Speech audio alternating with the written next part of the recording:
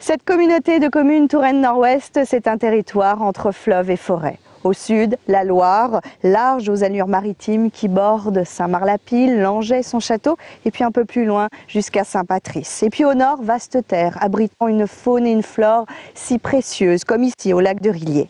Il y a des courts séjours que l'on voudrait éternels, et ce coin de Touraine, parfois méconnu, mérite une attention particulière. Elle regorge de richesses que je vous propose de découvrir dans Court Séjour.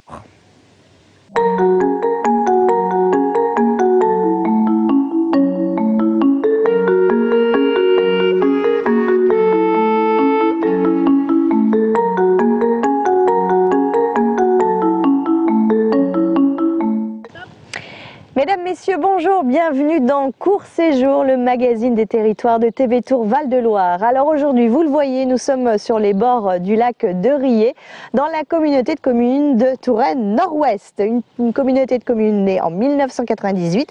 Et en premier lieu, dans cette première émission, nous allons nous intéresser à l'axe ligérien de Saint-Marc-la-Pile à Saint-Patrice. Alors bien évidemment, ma première invitée, c'est la présidente de la communauté de communes, Martine Chéniaud. Bonjour. Bonjour. Alors, est-ce que c'est un territoire mal connu? Est-ce qu'on peut dire ça?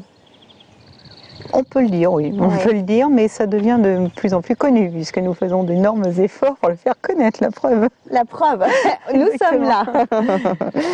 Quels sont selon vous les deux principaux atouts de ce territoire? Ou les principaux atouts, ou deux ou trois. Il y a quand même un atout majeur, c'est la nature. Et la nature n'est pas péjorative au sens de passivité, mais apporte aussi beaucoup d'économies et d'actions et d'activités. Simplement, ce sont des activités qui sont plutôt liées au tourisme. Et puis, on aura l'occasion d'en parler, mais autour de la terre. On va découvrir donc, en premier lieu donc, le l'axe ligérien là, dans cette première émission. La Loire, qu'est-ce qu'elle vous inspire, ce fleuve? La Loire, elle est à la fois calme et sauvage. L'homme a essayé de la dompter, n'y est pas tout à fait arrivé, c'est un peu comme une femme. Oh, jolie image. Et puis, elle m'inspire aussi de la rêverie, de la poésie, une envie de rester au bord, de flâner, d'être un peu seule. Et en même temps, dans ces parties un peu plus remontes, un peu dangereuses quelquefois avec les inondations, des besoins d'avoir autour de soi quelques personnes. Donc en fait c'est assez imagé par rapport à notre population et par rapport à notre territoire. Et plus sur les terres, quel est le paysage quand on remonte vers le nord? Je dirais que le qualificatif c'est le vert. Le vert, les forêts, le travail de la terre qui a façonné les paysans, les habitants ont façonné ces paysages. Et on a une richesse de coloris, de paysages multiples qui irriguent tout le territoire, le long de la Loire, mais aussi au nord de ce territoire quand on remonte vers les plateaux. Alors justement, Martine Chéniaud, on va redescendre sur la Loire. Depuis 10 ans déjà, le fleuve, la Loire est inscrite au patrimoine mondial de l'UNESCO, une inscription qui concerne en fait le Val-de-Loire, du Loiret à Sully-sur-Loire jusqu'à Chalonnes-sur-Loire dans le Maine-et-Loire. Petit rappel avec Tariq Eldi.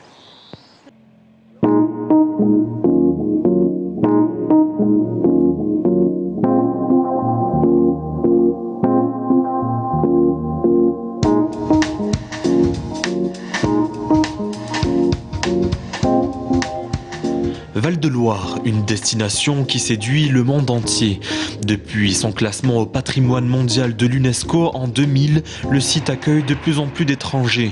En 2009, il représentait près de 60% des touristes et ont recensé pas moins de 80 nationalités. Bilan après 10 ans de reconnaissance. Il n'y a pas eu d'aide directe aux opérateurs touristiques locaux. L'aide se fait en termes de notoriété, d'image et de promotion et qui concourt évidemment au développement de la fréquentation de la destination Val-de-Loire. Cette dynamique nouvelle a permis au Val-de-Loire de traverser la crise avec plus de facilité que de nombreuses autres destinations françaises. Selon l'Office du tourisme de Tours, les chiffres de fréquentation de 2010 sont en hausse. Les agences en profitent pour se lancer sur ce marché récent. Même les spécialistes du voyage à l'étranger s'y mettent. le fait que la Loire soit paysage de l'UNESCO, c'était un point de départ pour moi. Après, effectivement, là-dessus est venu se rajouter la volonté de développer la Touraine qui n'existait pas. C'était aussi un métier, c'est une création d'activité. Et puis c'était aussi un nouveau métier puisque travailler le outgoing vers l'étranger et le réceptif n'est pas la même chose. Le Val-de-Loire attire un public intéressé par l'histoire et par l'architecture. Les touristes sont souvent issus des classes sociales supérieures en vacances ou en voyage professionnel. Ce n'est pas pour autant une destination hors de prix. De nombreux sites et monuments sont gratuits et son plus beau spectacle reste la Loire.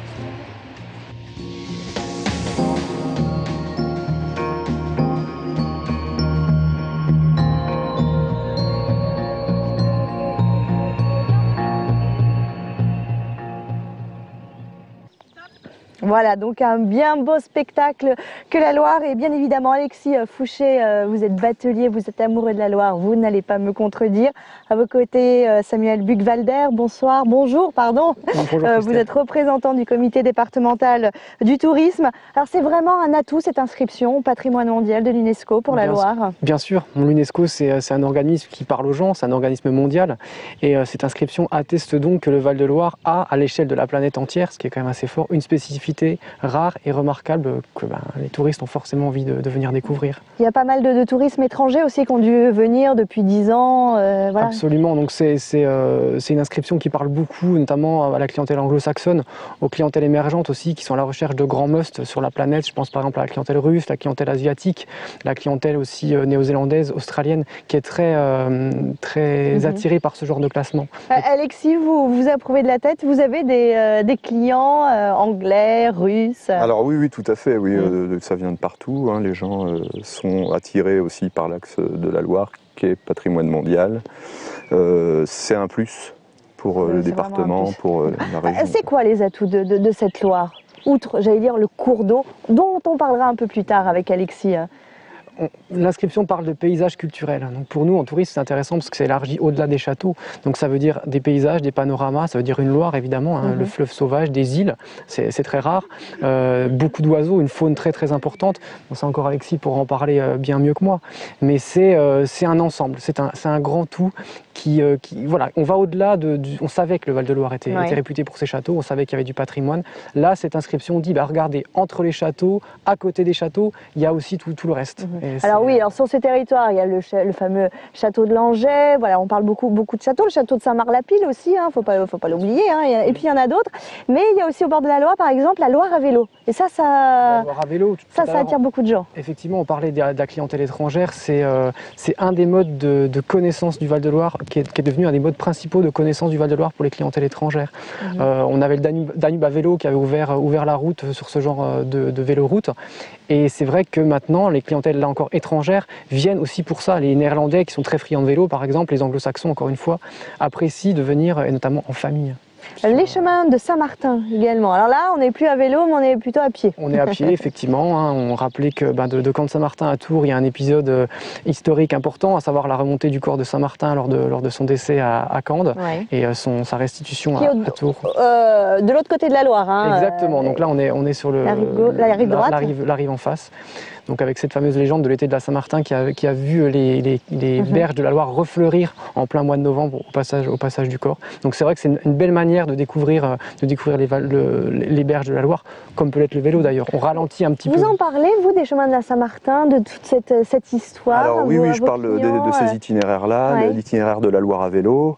Et effectivement, les gens du coup sont au bord de la Loire et voient tout ce qui s'y passe, les oiseaux. Et effectivement, il y a de l'histoire, il y a énormément d'histoire sur la Loire.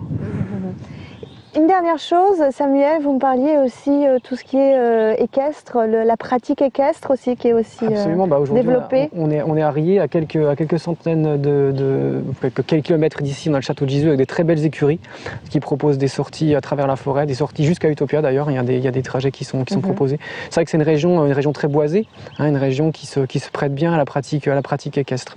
Alors Alexis, je le disais en vous présentant, vous êtes batelier, vous connaissez la Loire par cœur. Hein, est-ce que c'est votre amoureuse, la Loire? C'est mon amoureuse, ouais.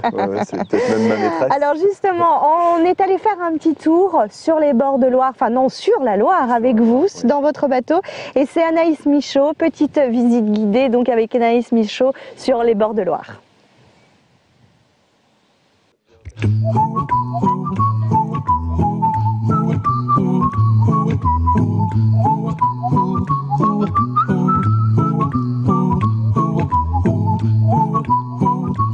Voilà mon bureau, c'est là mon lieu de travail. C'est cool.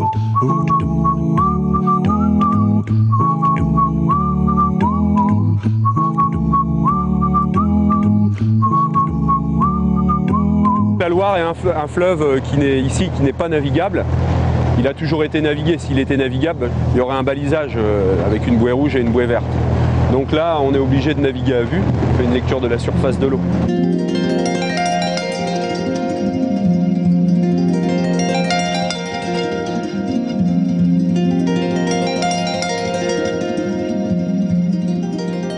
Au XVIIIe siècle ici, passait entre 200 et 300 bateaux par semaine en période d'eau, c'est-à-dire 15 novembre, 15 juin.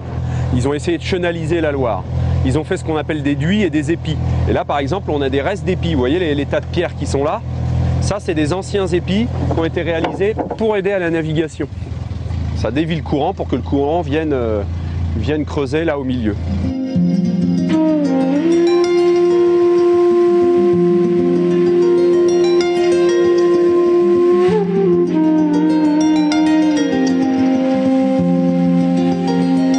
Au XVIIIe siècle, ça ressemblait pas du tout à ça. C'était entretenu, il n'y avait pas d'arbres comme il y a aujourd'hui. Le chenal était entretenu, étant donné que c'était un axe de communication, de commerce, la Loire. Hein. Il fallait pouvoir naviguer sans trop de problèmes. Donc il y avait des gens qui entretenaient. Et puis étant donné qu'on remontait à la voile, il ne fallait pas par exemple dès qu'on passe derrière une île se faire déventer par les arbres. Il fallait toujours garder un axe de courant d'air.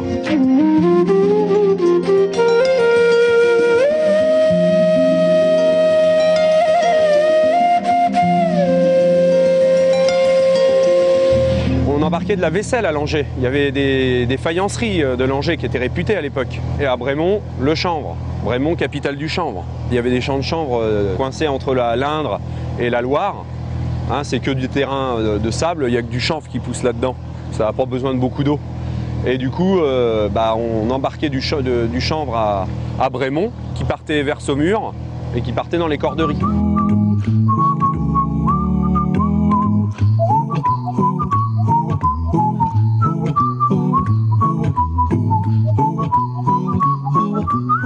La Loire, elle a repris ses droits, elle est redevenue sauvage, puisqu'après il y a eu en fait l'arrêt de la marine de Loire, c'est l'arrivée du train vers 1880, beaucoup plus compétitif que le bateau, hein, étant donné qu'on mettait par exemple pour faire Nantes-Orléans à la voile, on mettait des fois 2 mois. Le train, même si à l'époque il mettait 2-3 jours, c'était génial, quoi. Donc vraiment la marine de Loire s'est vraiment arrêtée à la Première Guerre mondiale, quoi, la guerre de 14, il y avait encore quelques mariniers qui remontaient la Loire. Et puis après ça a été terminé. Et après donc il y a eu l'industrialisation. Et au jour d'aujourd'hui, on se retourne vers la Loire, plus pour l'industrialisation, mais maintenant pour un peu le tourisme, et parce qu'on la trouve belle et qu'elle est classée et que c'est notre Loire, quoi.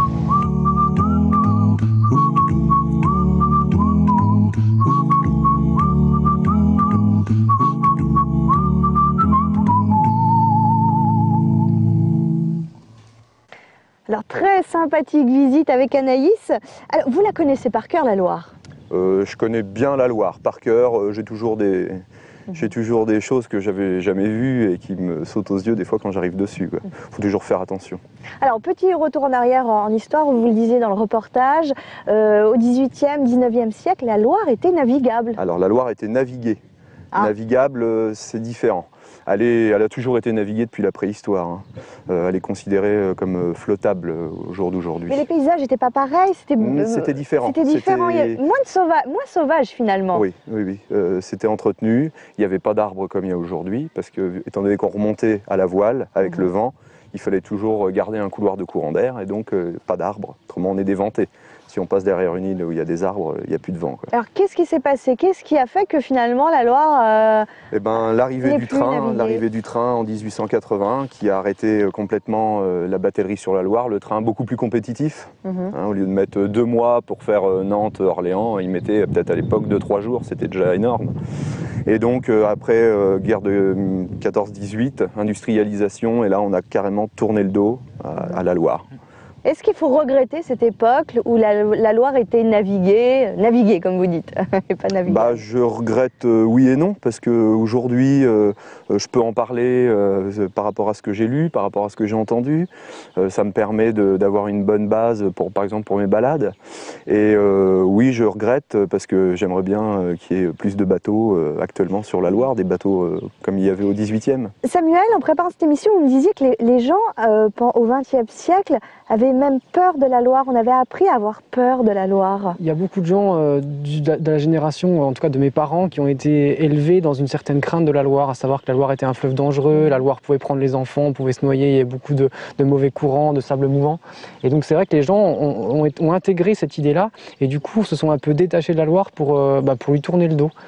Et les choses changent. Quand on voit par exemple... on se réapproprie la Loire, voilà. Vous avez vraiment l'impression de ça? Tout à fait. Avec les guinguettes, avec les bateaux évidemment, avec la batterie, ça relève aussi de la même chose. On a de nouveau envie de revoir ce beau fleuve. Et Alors, justement, quels sont les projets, qu'est-ce qui pourrait être fait pour justement se réapproprier ce fleuve? Autre naviguer, Autre naviguer, aménager les bords au grand public. Comme installation de guinguettes ou de choses comme ça. C'est déjà bien. C'est pas un peu difficile justement par le fait que ça soit patrimoine mondial de l'UNESCO, il ne faut pas trop toucher. Ouais, ça et puis Natura 2000 aussi. Ah oui. C'est quand même assez On en parlera dans la seconde émission, Natura 2000, mais oui, c'est contraignant. C'est assez contraignant, ouais. Mais en même temps, il le faut peut-être aussi pour pouvoir préserver, c'est quand même important. Pour préserver, pour éviter que soit fait un peu n'importe quoi. Garder un peu ça sauvage, quoi. Alors, avant de nous quitter avec vous, je voulais vous présenter plusieurs livres. Alors déjà, un premier livre, c'est Loire sauvage, c'est de Louis-Marie Préau. C'est important ça aussi, ces ouvrages sur la Loire. Bien sûr, les gens quand ils choisissent leur lieu de vacances et de villégiature, ils sont comme tout le monde, comme vous et moi, ils aiment bien voir une belle photo, ils aiment bien rêver. Et c'est vrai que des beaux livres avec des superbes paysages comme ceux que vous allez nous présenter, c'est un vrai bel atout pour une destination touristique. Il y a également la Loire sauvage et puis il y a aussi, faut pas oublier, les chemins de l'été d'un Saint-Martin, fait avec le comité départemental du tourisme. On peut tout savoir donc justement de ces liens donc de Saint-Patrice à Saint-Marc-la-Pile, en tout cas en ce qui concerne ce territoire. Voilà. Donc, à présent, nous allons continuer notre petite balade sur l'axe ligérien. Nous allons poser à présent nos valises à Langeais. C'est, j'allais dire, la commune, la ville principale de cet axe ligérien entre Saint-Marc-la-Pile et Saint-Patrice. Une cité qui a noué, bien entendu, des liens étroits avec le fleuve. Une cité royale avec, bien sûr, un château. Reportage.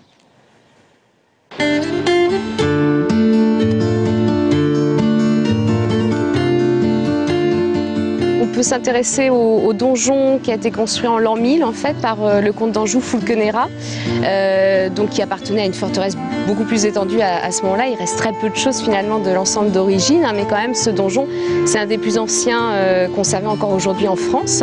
Et en 1465, Louis XI décide la construction d'un autre château, celui-ci donc marqué encore par l'architecture militaire côté ville, mais qui annonce déjà la Renaissance côté cour.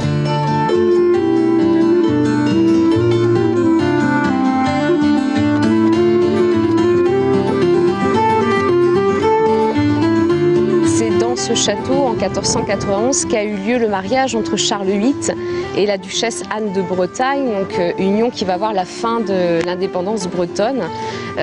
Donc là aussi événement très très important. Donc Charles VIII et Anne de Bretagne sont passés ici au château pour se marier, mais ils n'y ont pas vécu.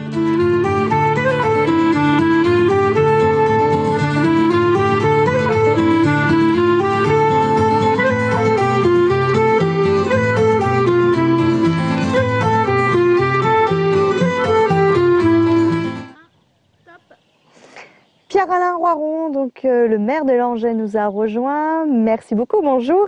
Bonjour. Le château, il revit là depuis 10 ans. Oui, effectivement, il y a une nouvelle équipe qui a permis à ce que ce château revive. Il y a des expositions chaque année, quasiment. Et puis, il y a eu beaucoup de choses qui ont été faites dans les jardins. Cette année, il y a une exposition. Il y a 2 ans, il y avait eu un échafaudage du style moyenâgeux.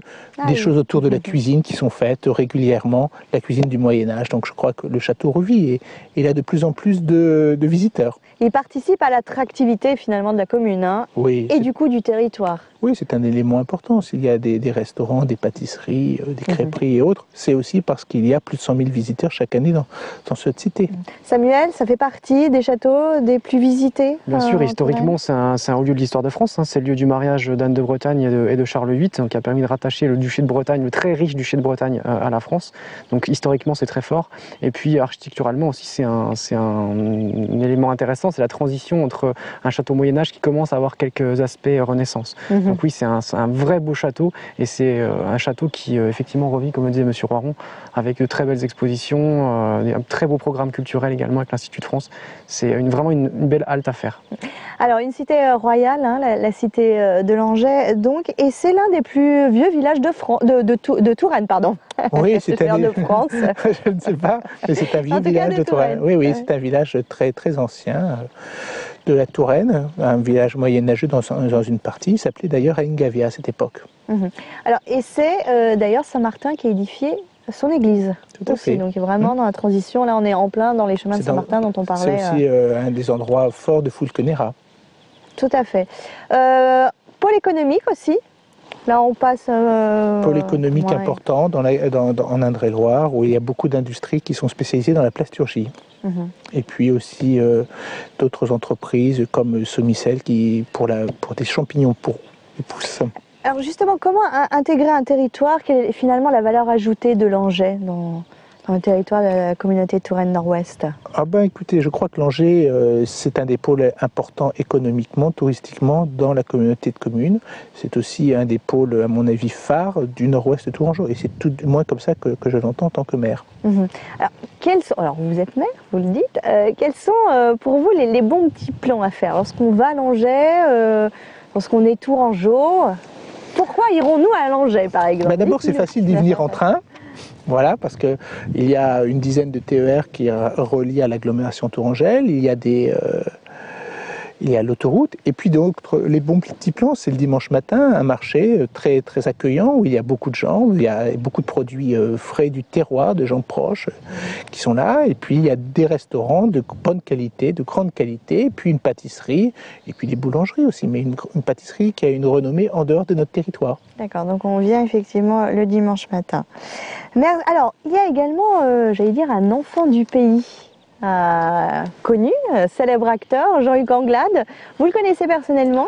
Oui, je le connais et puis je l'ai reçu l'an dernier au mois de septembre parce que, comme certains le savent, nous avons dédié un espace il y a une dizaine d'années à Jean-Hugues Anglade et aujourd'hui nous avons refait le cinéma et nous lui avons dédié ce cinéma qui reçoit plus de 1000 personnes par mois. Il a plutôt apprécié. Il a beaucoup apprécié, il a été très satisfait de voir une salle de qualité avec des films d'auteur un certain nombre de jours et puis des films plus importants qui permettent aussi à des gens qui ne sont pas totalement dans l'urbain de pouvoir aller dans une salle de cinéma avec les qualités de Dolby et demain, c'est-à-dire au mois d'octobre-novembre, numérique, comme vous pouvez aller dans les grands cinémas de Tours ou d'ailleurs. Ah oui, d'accord. Donc je pense qu'en tant qu'acteur exigeant, il doit être satisfait en tout cas de cette...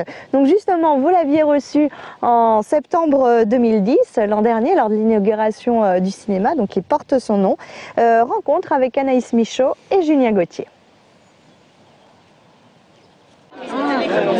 Comment vas-tu? Oh, t'étais mon idole. On s'embrasse, on prend la pause et on se rappelle le passé. Chaque fois que Jean-Hugues Anglade revient à Langeais, c'est le même rituel. L'homme qui a grandi de 5 à 11 ans dans la cité Turonne a depuis fait du chemin. Acteur, réalisateur et scénariste accompli, la figure du 7e art qui a notamment travaillé avec Patrice Chéreau, Luc Besson ou encore Élie Chouraki n'en oublie pas pour autant ses racines. Je suis arrivé à Langeais à une période de mon enfance qui était extrêmement heureuse et je suis resté attaché à cette ville par le lien qui m'unissait aux gens que j'y ai rencontrés, aux maîtres qui m'ont instruit et puis c'est une ville magique parce que c'est une ville très belle. Elle a ce château qui est vraiment emblématique et dans lequel j'ai beaucoup couru et je me suis beaucoup amusé dans ce château car j'étais l'ami du gardien de ce château à cette époque. Et puis j'ai toujours adoré la levée de la Loire, j'ai toujours aimé ce rêve majestueux. En 63, j'ai vu la Loire gelée. Enfin bon, si vous voulez, c'est des souvenirs qui marquent une enfance. Et c'est vrai que je suis revenu aujourd'hui, le temps est splendide, donc c'est vraiment un instant magique. Les gens sont beaux, souriants et voilà, je me sens vraiment très attaché à cet endroit. César du meilleur acteur pour son second rôle dans La Reine Margot en 1995 et nombreuses autres nominations. Cette ville magique a fait de la carrière de Jean-Hugues Anglade un véritable conte de fées en lui permettant de nourrir sa passion naissante pour le cinéma. Je pense que j'ai vu mes premiers films et eu mes premières émotions, mais plus de l'ordre de l'inconscient, puisque j'ai vu La Guerre des boutons, les films d'Yves Robert, oui effectivement, j'ai vu aussi Les Grands Péplums. À l'époque, il existait deux petites salles de cinéma qui fonctionnaient une fois par semaine. Mais bon, voilà, le rêve du cinéma a quand même pris forme pour moi à Langeais. Et donc, comme quoi, vous voyez, que le cinéma puisse venir à l'encontre des villes, comment dire, de moyenne importance, enfin des petites villes même, on peut dire que c'est essentiel, puisqu'au fond, après, ça peut déterminer vraiment des passions et vraiment, voilà, se nouent parfois des destins formidables. Et voilà, et je trouve que c'est mon cas et ça m'a fait vraiment... cette période a été une période formidable pour moi, voilà. Mais il n'y a pas que l'artiste qui a pris du galon. En effet, aujourd'hui, le cinéma municipal s'est agrandi et porte son nom. Une manière de rendre hommage à l'enfant du pays. Allez, maintenant on va se déplacer un petit peu plus et on va aller du côté de Saint-Marc-la-Pile. Anaïs Michaud, bonjour, merci de nous avoir rejoints. Bonjour. Alors vous allez nous faire découvrir une petite curiosité de ce territoire, la fameuse pile de Saint-Marc. Exactement. Donc qu'est-ce que c'est? Dites-moi tout. Voilà, alors une pile, d'abord, il faut, comme on s'imagine, c'est un édifice qui ressemble à une tour carrée. Donc en fait, celle de Saint-Marc-la-Pile, il y en a d'autres en France, hein, des piles, mais celle de Saint-Marc-la-Pile, il faut savoir que c'est la plus haute et la mieux conservée de France. Donc par exemple, celle de Saint-Marc-la-Pile donc, fait 30 mètres de haut, ce qui est quand même considérable. Elle est visible. Hein. Elle est bien visible. On la voit bien de la Loire. Allez. Exactement. Et en plus, on la remarque de loin parce qu'elle est en briques. Il y a assez peu d'édifices en briques dans la région. Donc c'est vrai que c'est quelque chose qui intrigue, qui attire l'œil directement. Donc on se demande forcément à quoi elle sert, de quand elle date exactement. Enfin, ça pose pas mal de questions différentes. Mais malheureusement, difficile d'avoir des réponses. Hein. Voilà, exactement. Donc ce qu'on sait par exemple, c'est qu'elle est antérieure à Rabelais, puisque Rabelais en fait mention dans Gargantua au XVIe siècle. Donc ça, on peut le savoir, on le savait déjà. Mais en 2005, des fouilles ont été entreprises pour en savoir un peu plus. Et donc, on s'est rendu compte non seulement qu'on pouvait la dater un peu plus précisément, mais aussi et surtout que c'était qu'elle faisait partie d'un grand ensemble et que c'était en fait que la face émergée de l'iceberg. Donc on regarde les explications de Samuel Rioux.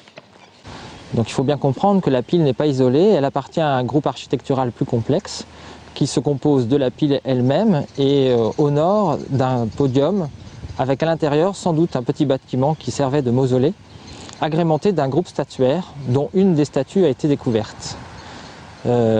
Ça pose évidemment le problème de la vocation de cette pile, à savoir si c'était un monument qui a simplement été fondé pour être vu ou s'il pouvait servir à autre chose. On sait que ce type de monument a surtout une vocation funéraire. C'est ce qu'ont essayé de découvrir les fouilles de 2005. Donc il faut bien comprendre qu'il n'y a pas de sépulture dedans ou à côté de cette pile.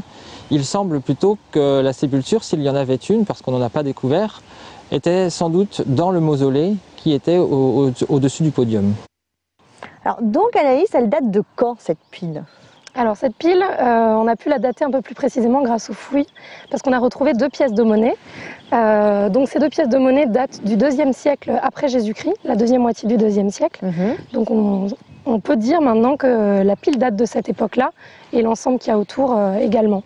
Donc il y avait une villa à côté, et cette pile a été érigée donc, pour célébrer probablement une victoire militaire. D'accord. Vous apprenez des choses là, Pierre-Alain Roiron. Oui, je sais que c'est un objet qui est très convoité, que beaucoup de gens ligériens sont très intéressés par la pile de Saint-Marc-la-Pile. Et je crois que d'ailleurs des travaux ont été faits ou sont en train de se faire pour la mettre en valeur.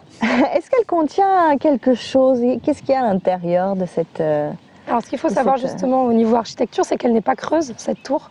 C'est pas, non, cette pile justement, et c'est pas une tour, c'est bien pour ça qu'elle n'est pas creuse. Elle n'est pas creuse, d'accord. Voilà. Elle est comblée avec de la pierre et du mortier. Et sur la façade, donc, c'est un parement en briques, avec aussi 11 plaques qui sont juste décoratives, qui elles sont en pierre de tuffeau. D'accord. Donc, Pierre-Alain Roiron, vous nous le dites, hein, ça va être valorisé. Ah oui, ça va être valorisé. Je sais que Jean Gouzy, qui est le maire de Saint-Marc-la-Pile, il tient beaucoup. Et puis, beaucoup de gens, il y a même une association qui s'est créée pour la sauvegarde de cette pile. Et voilà, la pile de Saint-Marc-la-Pile, c'est Saint-Marc-la-Pile d'ailleurs. Donc, c'est petit mystère un peu dévoilé finalement de ce Val-de-Loire.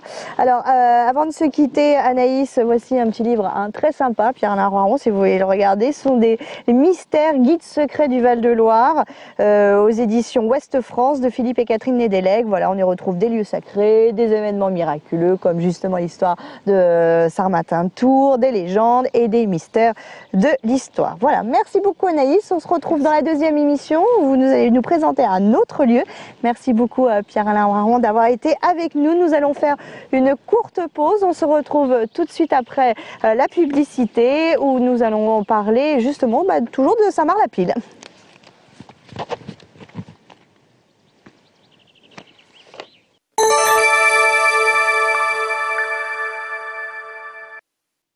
Messieurs les opérateurs, l'heure est grave. Numéricable avait déjà la fibre, la télé 3D HD et le très haut débit.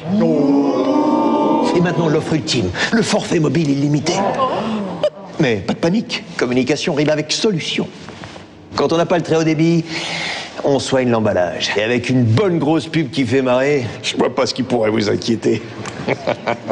Numéricable lance le forfait mobile illimité à 24,90 € par mois avec appel, SMS, Internet illimité. Numéricable, appelez le 1055.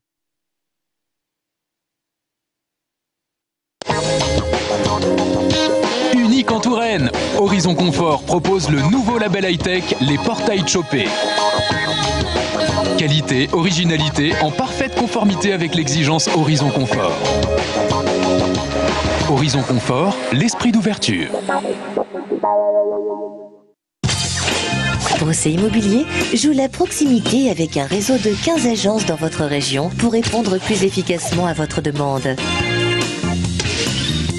Vendre, acheter, louer, gérer, expertiser, simplifiez-vous l'immobilier. Contactez Brosset Immobilier. Depuis 40 ans, le sérieux d'un cabinet expérimenté proche de vous. Le cheval est dans tous ses états aux écuries de la Vallée des Rois. Poney Club, écurie de propriétaires, dressage, saut d'obstacles, cross, promenade touristique. Il y en a pour tous les goûts. Le tout dans un cadre naturel. Alors qu'attendez-vous? Tous en selle au centre équestre d'Azay-sur-Cher. Sans contrat obsèque, il est difficile de faire face avec sérénité aux nombreuses démarches qu'entraîne le décès d'un proche. La vocation de service public des pompes funèbres intercommunales de l'agglomération Tourangelle vous garantit un accompagnement professionnel de qualité dans le respect et la discrétion. Pour votre contrat obsèque, n'hésitez pas à contacter les PFI. Chambord Prestige, traiteur créateur de réception. Certification de service du bureau Veritas attribuée à un professionnel compétent et qualifié. Chambord Prestige, l'improvisation n'a pas sa place.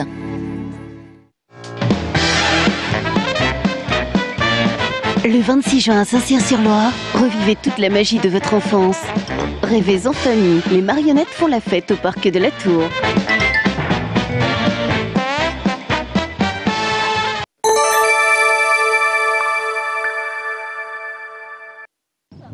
De retour dans Court Séjour, nous poursuivons notre exploration de l'axe ligérien de Saint-Marc-la-Pile à Saint-Patrice. Et justement, à Saint-Marc-la-Pile, outre cette fameuse pile dont on vient vous parler, quelque chose d'aussi un peu secret, une base militaire construite dans les profondeurs. Forcément, cela crée quelques fantasmes et pourtant Anaïs Michaud a réussi à percer ces mystères.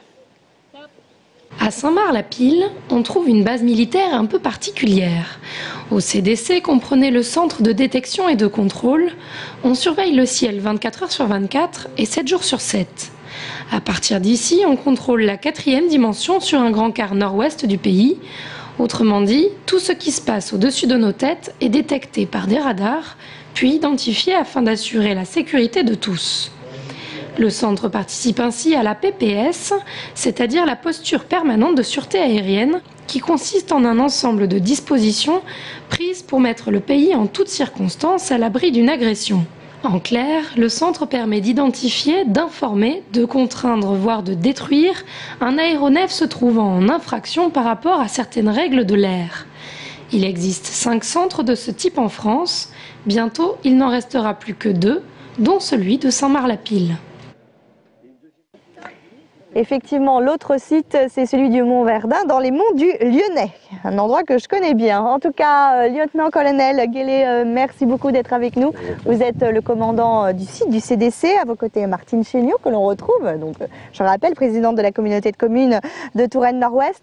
Finalement, lieutenant-colonel, il n'y a pas de mystère, hein, quelque part. Hein. Non, il n'y a aucun mystère, c'est juste une unité de l'armée de l'air qui surveille le ciel, comme ses 4 camarades répartis en France, et dont la mission est de protéger la population par le biais d'une surveillance constante de l'espace aérien. C'est une sorte de police du ciel, c'est ça? Plus ou moins, oui, ça fait partie de nos missions. C'est un amalgame d'une mission de police du ciel, d'une mission de contrôle en route, au même titre que les centres aériens, les centres de contrôle en route civile, et d'une mission qu'on connaît beaucoup moins, mais qui est pourtant très importante pour le public, qui est la mission de recherche et de sauvetage, puisque en imaginant que vous preniez un jour un avion de tourisme et que vous ayez un accident, ce sera notre mission de vous retrouver et de vous sauver. Ah oui, d'accord. Donc là, vous vous occupez aussi de la partie un peu, je dirais, civile, en fait. Hein, une mission de service public du CDC. Pour un territoire comme la communauté de Touraine Nord-Ouest, c'est un atout d'avoir une telle base militaire. Non, c'est pas une base, c'est un site. Oui, Martine Chéniaud. Bien sûr, c'est un atout d'abord parce que, comme vous le disiez, ça alimente un peu l'esprit et les fantasmes. Elle est creusée, c'est en profondeur. Ça... Il y en a une partie qui est enterrée, qui n'est pas trop utilisée pour l'instant, mais qui le sera à nouveau dans quelques années. Oui. Et qu'est-ce qu'il y aura alors dans quelques années? Et en fait, nous allons réaliser à partir de l'année prochaine de grands travaux qui vont installer dans l'ouvrage enterré un nouveau centre de détection et de contrôle aux normes de l'OTAN, puisque nous sommes membres de l'OTAN depuis de très nombreuses années. Nous avons adhéré à un programme qui s'appelle l'ACCS. Je vous ferai grâce du sigle parce qu'on utilise beaucoup de sigles. Et dont le but est de normaliser cette mission de détection et de contrôle partout dans l'OTAN, donc de la Norvège à la Turquie. Et nous serons un maillon de cette grande chaîne de l'OTAN dans les années à venir, aux alentours de 2015-2016. Oui, puisqu'il ne restera plus que 2, hein, le Mont Verdun et vous-même. Oui, c'est ça. Voilà. Donc je disais, c'est un atout, parce qu'un atout économique, il y a combien de personnes qui travaillent à peu près? Environ 330. Donc ces 330 personnes, elles irriguent aussi le territoire au niveau des habitations, au niveau de évidemment la consommation, etc. Et puis vous avez des gens qui viennent les voir. Vous avez un peu de tourisme autour de ça. Mais pour nous, c'est d'abord, pour Saint-Marc-la-Pile d'ailleurs, en tant que commune, des habitants. Les habitants, c'est quelque chose qui reste sur le territoire et c'est très important pour nous d'avoir du développement. Si la base partait, ce serait dramatique pour nous. Vous partez pas? C'est bon, au contraire, je crois qu'il y a des projets. C'est parfait. Justement, il y a des liens justement entre les collectivités locales et la base, le site. Nous connaissons, nous participons ensemble à tout ce que vous pouvez imaginer comme commémorations diverses et variées. Et bien entendu, nous sommes complètement insérés dans le tissu local puisque mon personnel habite dans le secteur. Pour vous donner un ordre de grandeur, environ 40% de mes effectifs habitent à Saint-Marc-la-Pile et alentours. Ils sont conscients finalement, ces militaires, qui participent à l'attractivité d'un territoire? Je pense que oui, puisque de plus en plus d'ailleurs accèdent à la propriété dans la région. Donc je pense qu'ils sont conscients de tout ce qu'ils peuvent apporter à cette région par leur travail et par leur présence. Une dernière question, lieutenant-colonel, est-ce qu'on peut visiter cette... Ah, on peut y aller. Bien sûr, vous prenez contact avec le service relations publiques de la base aérienne 705 sur le site de Tours et on vous organisera ça. D'accord, mais les personnes lambda, pas forcément... Après, on vous demande quelques éléments d'identité au départ pour faire une rapide vérification, vérifier que vous n'êtes pas un taliban avec de mauvaises intentions. D'accord, non, mais je vous assure, je n'aurais pas de mauvaises intentions. Donc voilà, tout à fait visitable. Tout le monde peut venir. Bon, très bien, écoutez, à mon point, finalement, un nouveau lieu touristique à faire découvrir. Merci beaucoup, lieutenant-colonel, d'avoir pu nous expliquer ces dessous, finalement, de ce centre. Nous allons à présent nous intéresser à l'activité touristique et surtout aux événements qui participent à l'attractivité du territoire. Alors, parmi ces événements, la Biennale de la céramique de l'Angelle s'était déroulée l'an dernier, en juillet 2010. Elle sera de retour, comme son nom l'indique, Biennale en 2012. Alors, à quoi ça ressemble? Eh bien, ceci est reportage.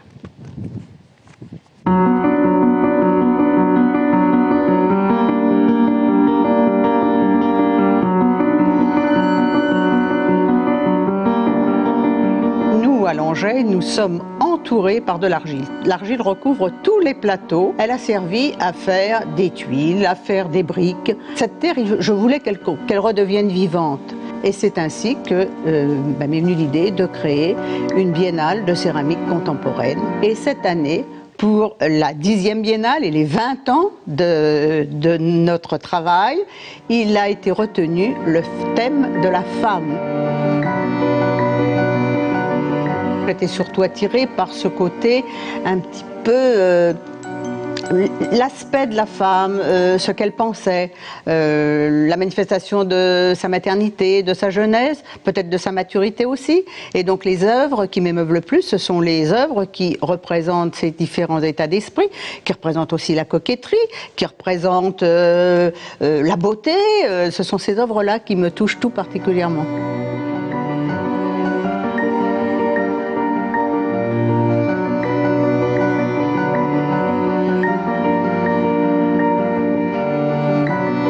C'est un art difficile. Je dis bien art céramique, alors que la céramique n'est pas reconnue comme un art, mais pour moi c'est un véritable art et une véritable expression esthétique, à la fois des personnalités et à la fois des sentiments.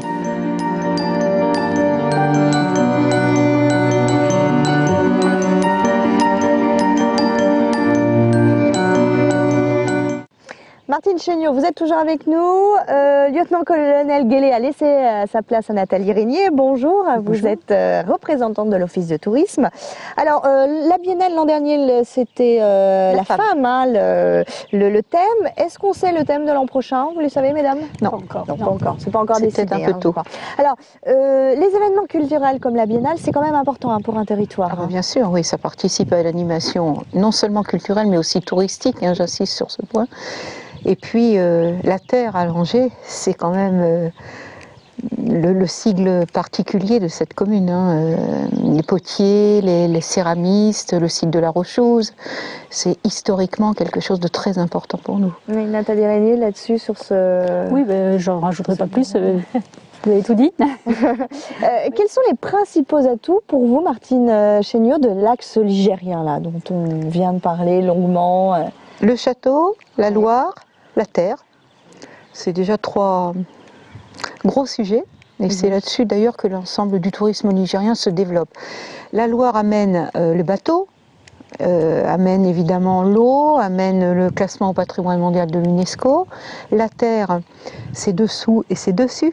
Donc c'est très important. On a vu, voilà. Les dessous, la pile avec les dessus tout aussi. À fait. Et puis la céramique, c'est une tradition extrêmement longue, hein, extrêmement ancienne à Langers. Et pour vous citer un exemple, j'ai un potier à Souvigné, donc au nord du territoire, qui travaille à Langers au niveau de la terre.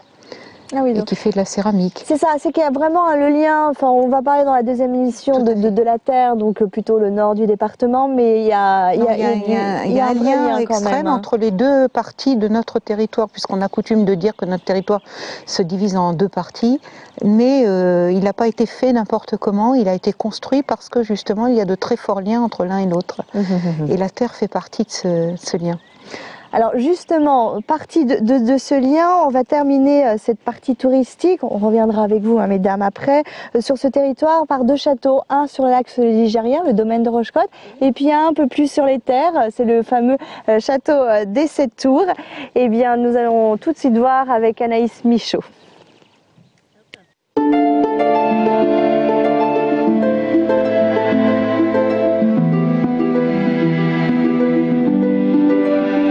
Niché sur un promontoire dominant la vallée de la Loire, le château de Rochecotte n'a rien à envier à ses congénères. Une bâtisse au cachet incontestable qui n'a appartenu qu'à des femmes. C'est un bâtiment qui date de la fin 18e, début 19e.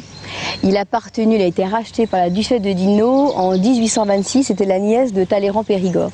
Donc c'est elle qui a racheté cette partie-là qui est la plus ancienne, donc c'est cet angle-là que vous voyez.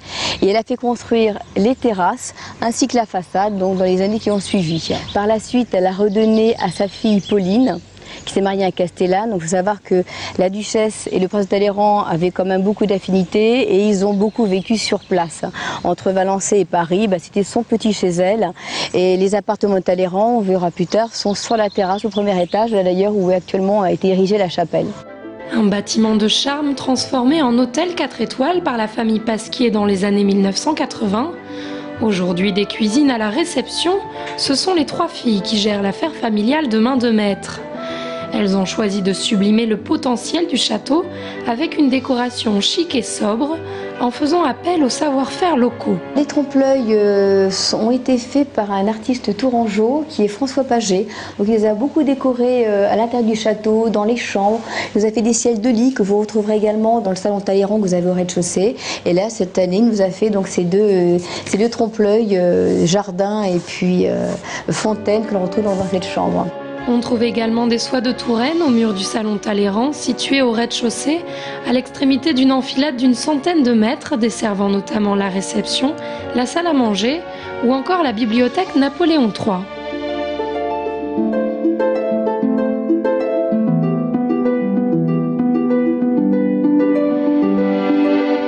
À quelques encablures de là, un autre édifice de caractère accueille également les touristes attirés par l'art de vivre à la française. Il s'agit du château des 7 tours. La base de ce château est du XVe siècle, la partie centrale est du XVe et il y a des ajouts qui se sont faits au fur et à mesure des siècles, notamment une grosse partie au XIXe siècle jusqu'au XXe siècle avec la famille de Brissac qui ont ajouté 2 tours supplémentaires. Le château des 7 tours portait initialement le nom du château des 3 tours et il dépendait du fief de Château-Lavallière.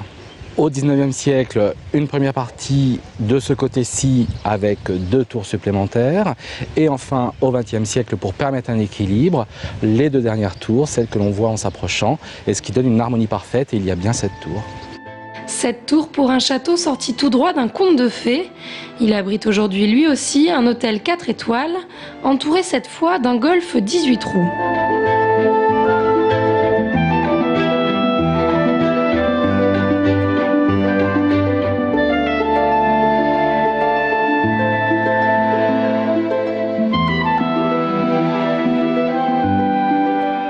Là encore, la décoration a été pensée entre tradition et modernité, en faisant appel à une artiste tourangelle. Donc le parti pris a été de meubler le bar, le 7, avec un mobilier contemporain pour justement contraster avec les boiseries qu'on a voulu laisser dans leur jus, je dirais, avec leurs petites imperfections, avec le travail du temps sur le bois.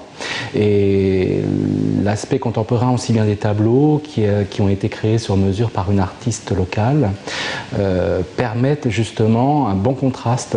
C'est la rencontre de l'ancien avec notre temps actuel. Nous avons utilisé l'ancien hôtel de la chapelle du domaine afin de faire notre meuble bar.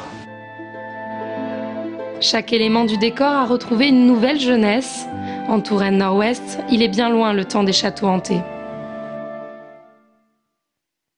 Voilà, alors le château des 7 tours, le domaine de Rochecotte, Martine Chéniaud, je pense que c'est important pour un territoire d'avoir des hôtels de cette importance, 4 étoiles. Oui, ce sont des emblèmes du territoire qui nous amènent des personnes qui peut-être n'irriguent pas trop le territoire en tant que consommateurs, bien sûr, mais un autre type de personne qui peut faire de la publicité pour notre territoire. Alors Nathalie Régnier, qui est à vos côtés, alors vous avez des chambres d'hôtes, rien à voir avec les châteaux, hein, bien entendu, c'est autre chose, mais c'est aussi important, et ça fait 3 ans. Voilà, j'ai ouvert mes portes des chambres d'hôtes et également un gîte depuis 3 ans aux touristes de passage ou aux touristes locaux également. Et c'est une expérience fort intéressante, très diverse, très variée, très enrichissante et également ce qui m'a permis d'aller rapidement au cœur même du territoire pour en faire une publicité en tant qu'ambassadrice. Oui, parce que alors en fait, votre métier, je crois que vous étiez dans la chimie avant, c'est ça? Exactement, donc, voilà. Rien à voir. Rien à voir. Non, non, mais alors, mais pourquoi cette aventure? Il fallait le faire. Tout simplement parce que je crois que j'aime beaucoup accueillir en général. Et évidemment, dans l'hébergement touristique, la chose primordiale, évidemment, c'est l'accueil. Alors, quels sont les gens? Sont des Tourangeaux? Sont des étrangers? Sont des Français hors de Touraine? C'est qui vient? On va dire sur les 3 petites années de travail, j'ai reçu au départ environ 70% de Français, dont un bon tiers de Parisiens. Et puis l'année suivante, ça a évolué. Les touristes étrangers sont devenus de plus en plus importants. Et cette année, je pense que je vais atteindre à peu près 50% de Français pour un public 50% étranger. Et dans le public français, une bonne partie de Parisiens ou de gens vivant dans l'Île-de-France. Ouais, ils veulent du vert, les Parisiens, je suppose. Énormément. Oui, tout à fait. Qu'est-ce qu'ils recherchent, les gens en général? Ils aiment la nature, effectivement, en même temps la culture. Et puis, bien sûr, la gastronomie.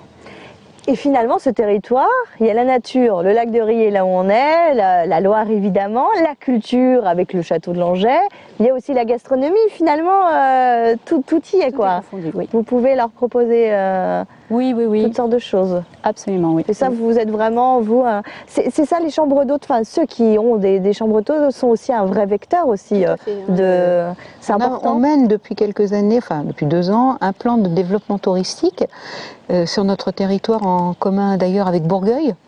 Et puis on a cherché à y développer ces axes et notamment les producteurs locaux. Producteurs locaux qui présentent tout ce qu'ils peuvent fabriquer, les fromages de chèvre, on aura l'occasion d'en parler. On va en parler dans la seconde émission. Mais c'est un des aspects pour lesquels les touristes viennent sur notre territoire. Alors on a beaucoup de chance, on a les 2 gros châteaux, Azay et Langeais, qui ne sont pas très loin. Oui. Donc là, vous avez un type de tourisme culturel qui atteint et qui dépasse largement nos frontières. Les produits du terroir, comme vous le disiez, l'eau, et puis le fait de pouvoir être dans un cadre naturel merveilleux. Et Nathalie, vous avez des liens aussi avec les autres propriétaires de chambres d'hôtes? Tout à fait, nous fonctionnons en réseau.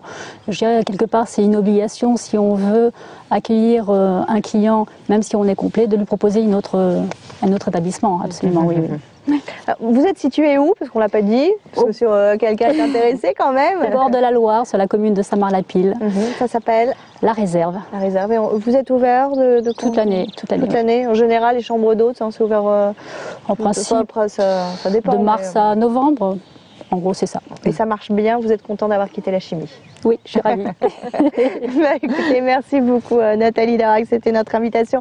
Merci à vous Martine Chenion, on vous retrouve. Merci en tout cas pour cette découverte de l'axe ligérien. On l'a bien vu, c'est, je pense, un bien beau pays. Vous qui y vivez, vous êtes contente. Donc merci pour en tout cas cette visite, cette heure magnifique et ces merveilleux paysages. On se retrouve dans Court Séjour, ça ne s'arrête pas là. On se retrouve dans une deuxième émission où là on va un peu plus sur les terres. On va parler du lac de Riez, de Natura 2000 et puis de tous ces producteurs, de tous ces gens qui animent finalement le territoire de la Touraine Nord-Ouest. À bientôt dans Court Séjour sur TV Tour Val de Loire.